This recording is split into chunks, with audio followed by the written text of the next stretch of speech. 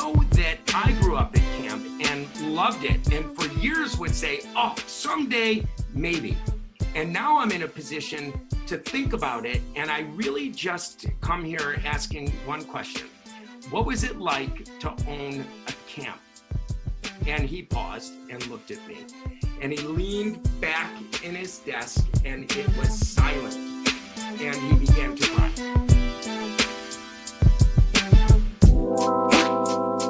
Welcome to Waking Up to Life with Rabbi Josh, a podcast built around conversations with people in our community who have found enlightenment in their lives. While these events may not seem life-changing, the conversation today will reveal how these moments shape the way my guests see the world. This informal conversation and insights from Jewish tradition may change your life as well. And if not, it's just 18 minutes with me. So l'chaim, to life. Today we welcome my good friend Lee Trepeck to the show.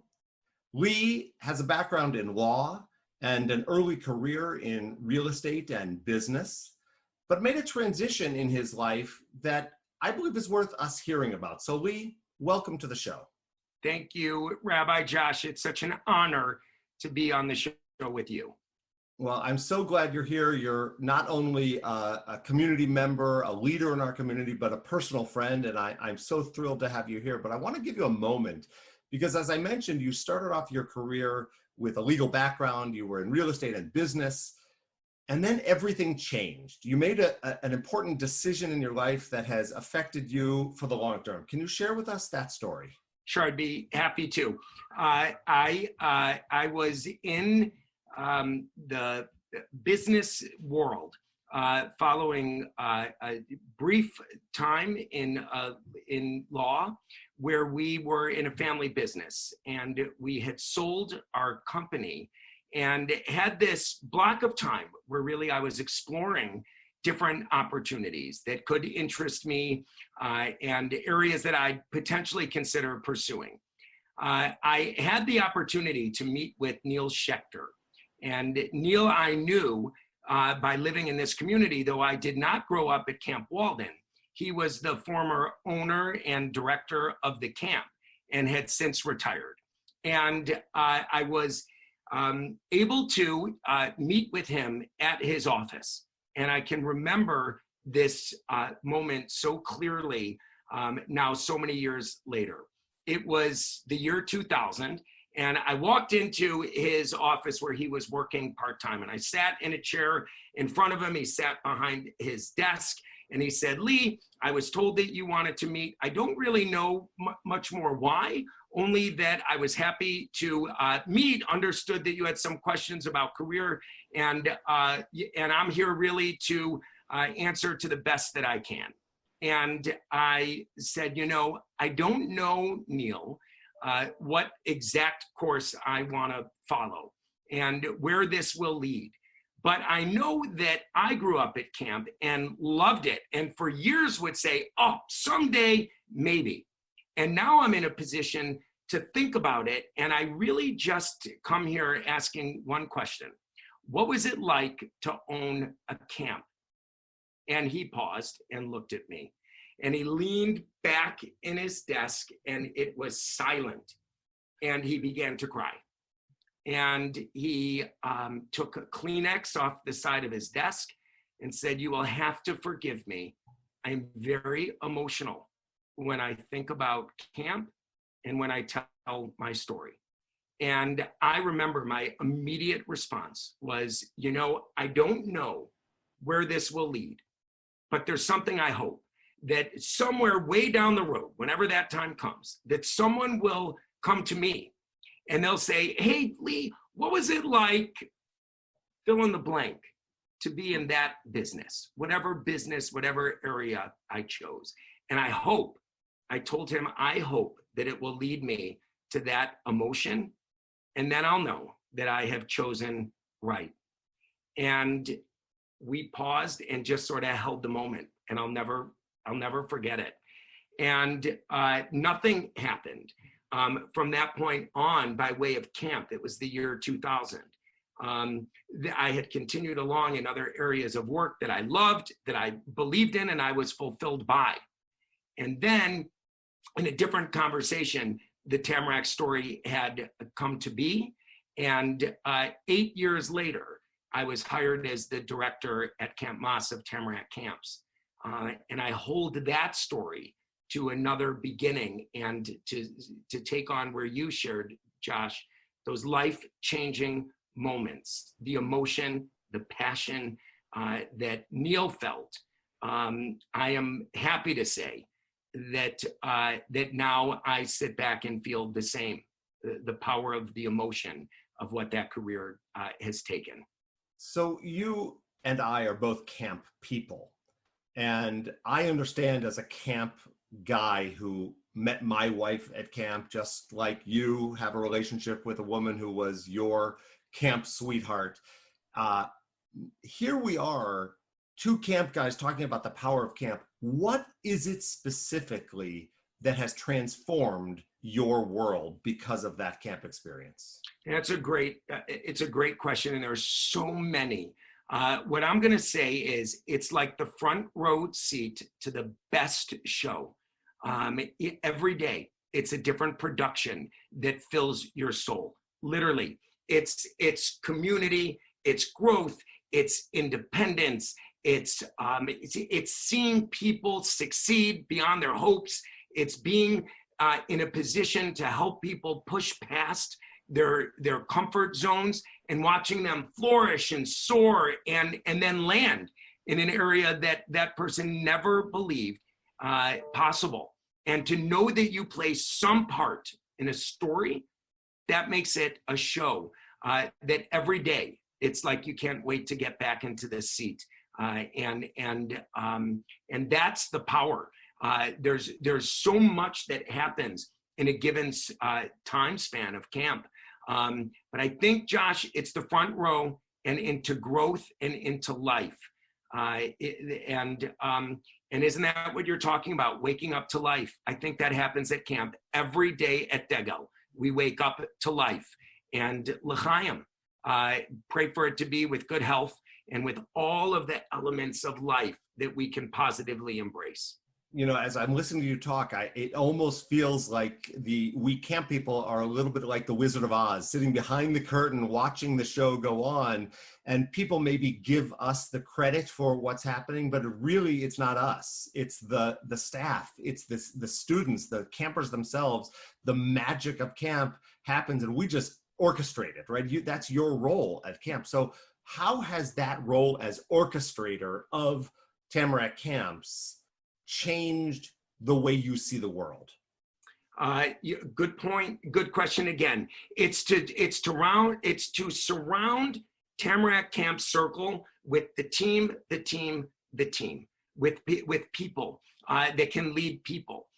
So you're an example of it, Rabbi. We created a Rabbi's Advisory Council, and it was to say we can respond Jewishly better by more voices around the table. We are a Jewish camp and proud of it. How can we enhance that circle, continuing to be inclusive and engaging, and that circle has added to it. It's the surrounding nature of the people that are with us. That expression, the team, I think about all the time. The Wizard of Oz example is good. I'm willing to be in a position to be in the front. And I recognize that I'm there by the support of the excellent work that so many people take on. And it requires ongoing yearly work and responsibility to assemble that team that is in place to lead. The summer counselors, the summer specialists, and the year-round work that goes into making each arm move is a part of the honor of being like a creator of the team, and then watching it unfold. That's the joy. And seeing counselors take on areas that maybe they didn't want to originally to even be put in, and then they're asking for that spot again next year. So the team and the people, It's interesting because I think what you're saying, correct me if I'm wrong, is that if you've done your work all year long and trained the right people and connected the right people and gotten the right people to do their jobs, you sit back in the summertime with the absence of, the urgent crisis that needs management and the big decisions that have to be made. You sit back and watch the magic happen because you're empowering your staff and your team to be the best that they can be. And that's something that is worth hearing right now. That if we can empower others to be their best, everything is better. Lead by example and watch the examples flow. Lead with kindness, with spirit, with energy, with a soul that cares, that matters, and push everybody appropriately in the same direction. Be kind, be sweet, be a difference maker in a positive way, and watch that magic unfold. And you're right. We know before the summer begins, if I were to close my eyes on a run, and I love running, you and I have talked about that through the years, and I can see in my last big run before the summer starts, I could see the summer in front of me and go area by area around our campgrounds and say, we're in position, we're in position, we're in position. And what's in position? It's the leadership on the ground. The facilities hopefully will speak for themselves. It's the magic that lifts the grounds higher. That's the people, that's the team. And yes, we can feel it. And our job is to be out there. That was very important to me when I started. And I was new to the Tamarack story. I didn't grow up as a Tamarack camper. And I felt like I had to live the grounds to know what was happening on the ground level so that we could rise it higher together. That's the magic. And it is absolutely, as you said, empowering leaders to lead and being willing to be their safety net and to give the support and allow their voices to carry the day. And we become the conduit that helps connect and make the seamless. So anybody that knows Lee Trepeck in the middle of a summer at Tamarack Camps understands that Lee is ever present, right? You can somehow physically be at every space, every village, every corner of the Chadar Ochel at all times over the course of the summer. There are some people who might say it can't be real, right? He can't really be that guy all the time. But I think you are, correct? Josh, I remember in second grade having friends that would say, are you always going to be that excited about recess? And my answer then at 8 years old, and I remember it, is the same now years later. For what it is or what it is worth, I'm proud of consistency and staying true to my own self and never changing. And so I hope that I got the camp job. I hope for who I am and that I didn't become something that I wasn't. And so my answer is consistency. And I'm proud of what I've stood for, and it's never wavered. And I hope that can continue to lead Tamarack to safety, to energy, and to joy. And my mission is to be everywhere to the best I can, and recognizing when and if I can't, that there is energy in asking someone else to be there also. And so I want to be everywhere. I want to tag those that can step in where I can't. And I want it to be with the virtues and the values that I hope are the same as mine in their own personality, which is let's do it the right way and create some energy behind it. So yes, the same as I've always been. And I'll leave the rest, at that.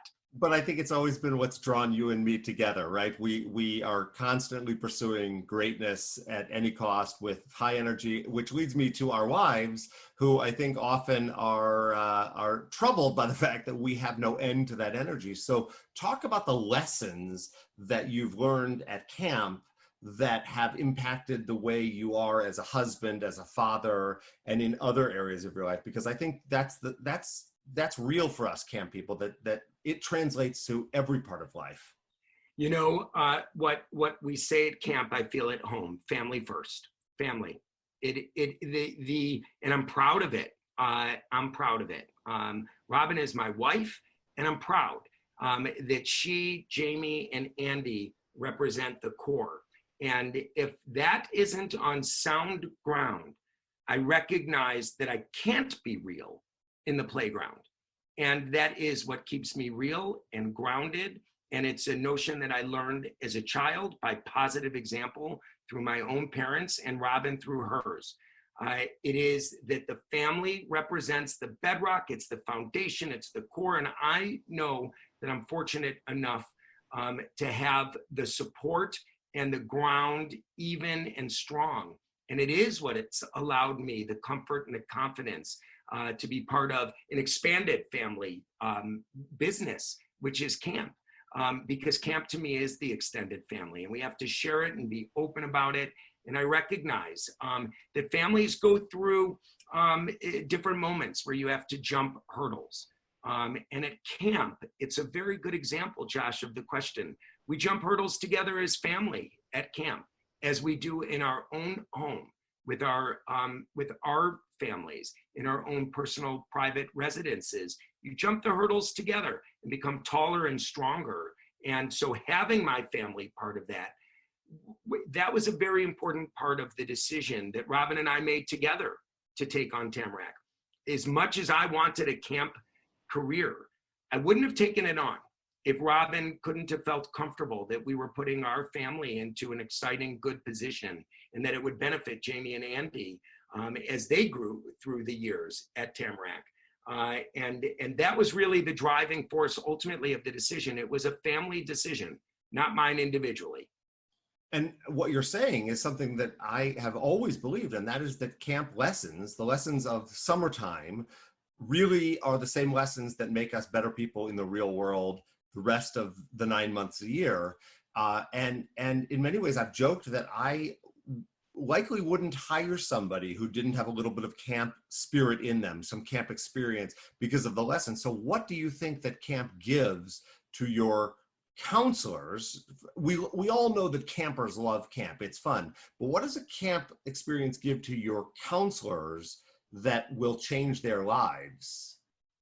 It gives them the ability to have a plan and learn how to execute the plan, and maybe just as importantly, flip the plan on its head where it's required and learn how to create impromptu moments. And back to your title, to wake up to life. Life unfolds. Even in the best plans that we set forth in a bunk or in a village, we recognize that something could cause the course to go in a different direction. And we need our staff members to be smart enough to follow the plan, even if it goes in a different direction, and know how to steer off course safely, smartly, and with health in mind.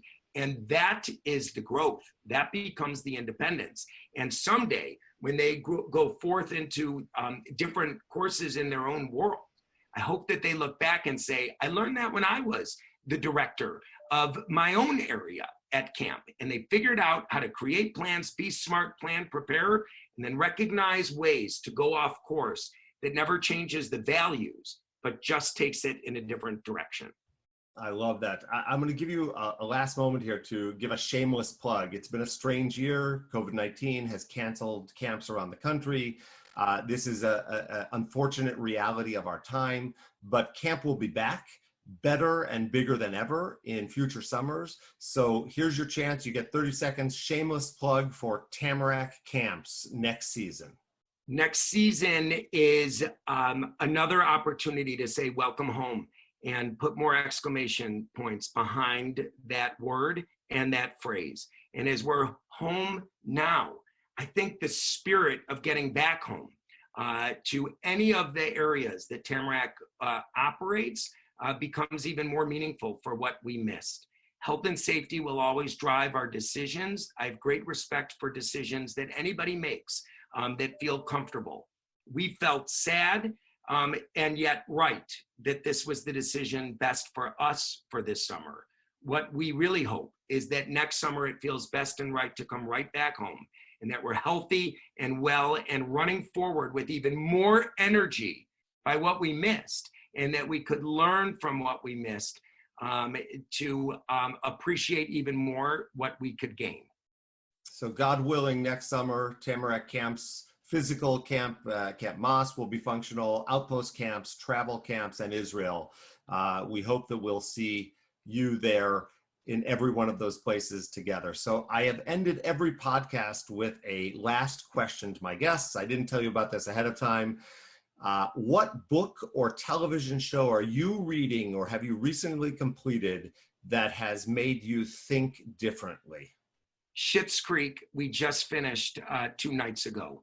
Inclusivity, love, togetherness. It's a lot of what we just spoke about, taking a different course unexpectedly and going there with your family. And from it, finding more family that becomes part of your circle.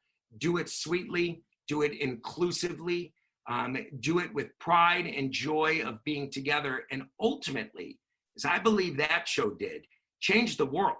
And let people appreciate that when you stay together and stay a course, even in a different way, that is waking up to life. I did not know you would ask that question.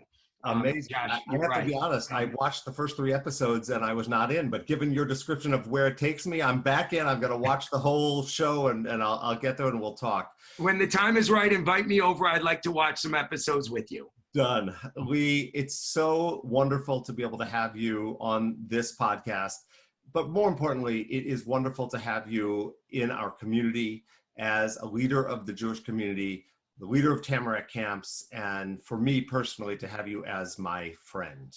Josh, can I end with this? If this then is the end, I feel humbled to be your friend, and I want to say, being a participant in your honor and your celebration of 25 years and so many more to come, that is also waking up to life. So thank you for waking up with this community day after day, year after year. It's an honor that you included me in this presentation. I feel honored to call you a friend and a rabbi, and thank you for including me in this very special program. Outstanding. Thank you all for watching. To tune in to Waking Up to Life with Rabbi Josh, 18 minutes in this podcast. In future episodes, we will be sharing moments that have changed other members of our community's lives. And in the meantime, just have a moment to celebrate your lives. L'chaim. L'chaim.